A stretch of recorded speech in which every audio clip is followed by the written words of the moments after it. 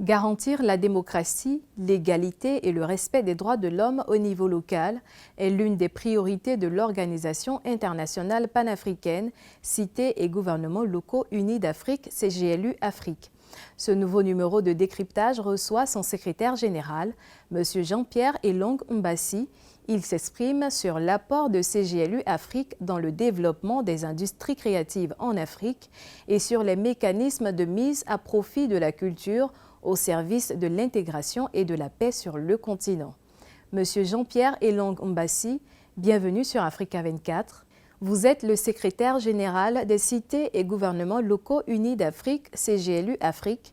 Quelle est la vision de cette organisation internationale panafricaine et quels sont les objectifs sur lesquels vous vous appuyez pour réaliser cette vision?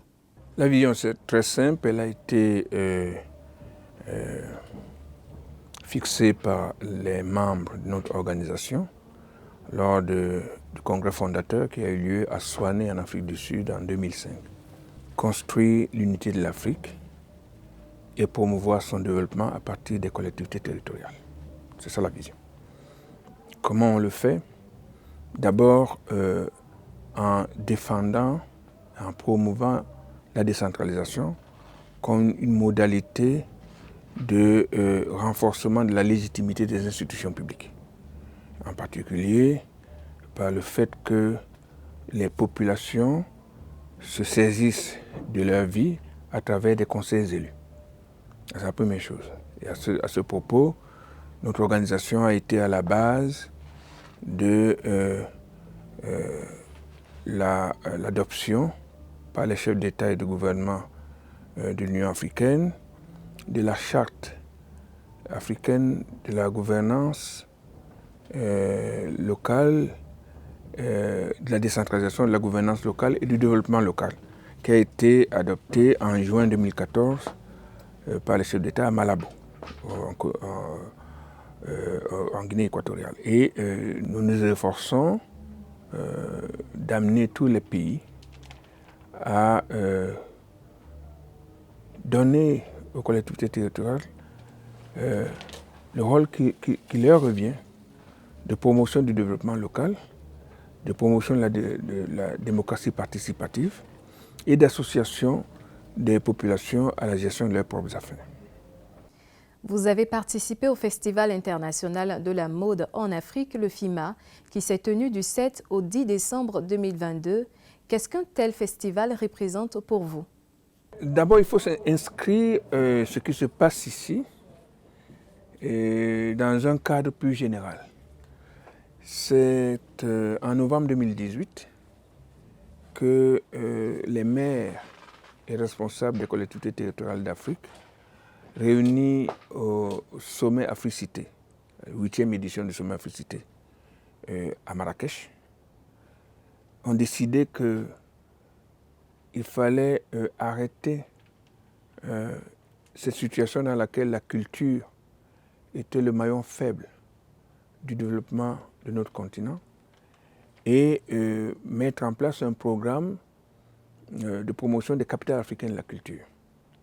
Et la ville de Rabat a été choisie comme la toute première capitale africaine de la culture. Dans ce cadre-là, nous avons invité l'excellence culturelle et des industries créatives en Afrique à s'associer à la célébration de Rabat, capitale africaine de la culture. Et évidemment, nous nous sommes adressés à Al-Fadi, qui préparait alors la 14e édition du Festival international de la mode en Afrique. Il a accepté que ce festival se tienne dans le cadre de la commémoration de la célébration de Rabat, capitale africaine de la culture. C'est pour ça que le FIMA se tient ici. Quel est l'apport du CGLU Afrique dans le développement des industries créatives en Afrique? Bon, d'abord, il faut savoir que notre organisation sert essentiellement l'Afrique locale. Et notre slogan, c'est que le développement est local ou n'est pas. En d'autres termes, si nous voulons vraiment nous développer, alors il faut absolument que le niveau local soit au cœur de ce développement. Et ce qu'on appelle développement, C'est deux choses. Cette conscience qu'on a de soi-même et qui fait que on se développe, on ne nous développe pas. Les gens se développent et on ne développe pas les gens. Ça, c'est la première conscience. La deuxième, c'est que les rythmes du développement sont ceux qu'on se fixe. Ce ne doit pas être une interpellation en dehors de ce que vous vous fixez. Et la troisième chose, c'est que tout le monde veut réduire la pénibilité de la vie. Donc il faut que nous soyons tous tendus à réduire la pénibilité de la vie du plus grand nombre. Fin novembre, à Abidjan, Afreximbank a engagé plus de 400 millions de dollars pour le développement des industries créatives et culturelles au terme de la 2e édition du Forum Creative Africa Nexus. Comment appréciez-vous une telle implication? Je pense que c'est une très bonne chose. S'il y a une banque de développement de l'Afrique qui comprend enfin que les industries créatives sont un secteur économique et un secteur d'emploi, c'est une très bonne chose. J'aimerais que ce soit reflété aussi dans les budgets des États nationaux. Les États-Unis, 25% de leur économie tourne autour de la culture. Chez nous, même pas 0,1%. Or, la créativité africaine est probablement l'une des plus solides et les plus innovantes au monde aujourd'hui. La culture et l'éducation ont été débattues lors des sessions du Festival international de la mode en Afrique. Pouvez-vous nous partager votre point de vue sur les liens entre les deux domaines?